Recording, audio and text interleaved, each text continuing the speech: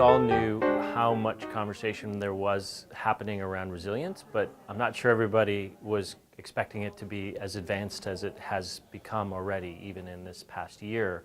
So I think that was one big surprise. And then just in talking to folks at the end here, a lot of people were really kind of blown away a little bit by this sort of neighborhood scale, transforming neighborhoods conversation that's starting to happen here with community development organizations and green advocates at the local level. If President Obama were here today, and I would also say if Secretary Sean Donovan were here today, I think they would be blown away about some of these opportunities. Whether it was relaying some of the designs in a very practical way, some of which might work on the site they were looking for, or some of which might be more applicable on another site.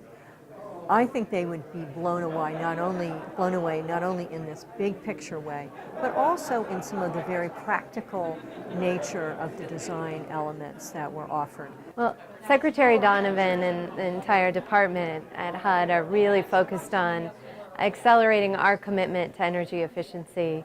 On the built environment side, we're focused on the latest Better Buildings Challenge with the Department of Energy in the White House.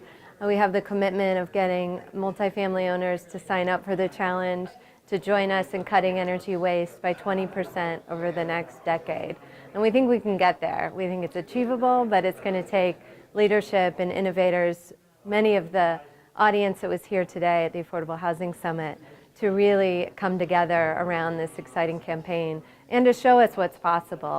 One of the things I love about events like this is just seeing the vision from Ed Mazzaria and the 2030 Challenge to Foundation Communities in Austin, Texas. You just see the breadth of work that's happening on the ground, and it gives us a chance to really infuse that energy and momentum with campaigns like Better Buildings.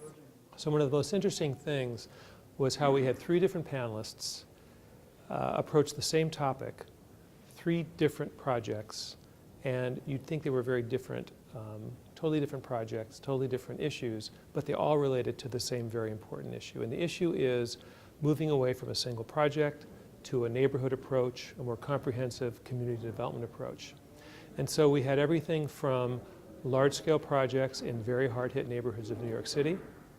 We had a very new ground-up development, transportation-oriented development in New Haven, Connecticut that incorporated incredible technologies, fuel cell technologies, every environmental intervention that you could think of. And then we had a third project that really had to do with historic preservation and main streets. Well, all of these projects have to do with larger scale community impact, but there were three very, very different contexts. And the takeaway for me was how important all of these things are, and they need to be approached, the same topic needs to be approached from very different perspectives, given the context of the issues, the context of the problems, and the context of the populations that we're trying to serve.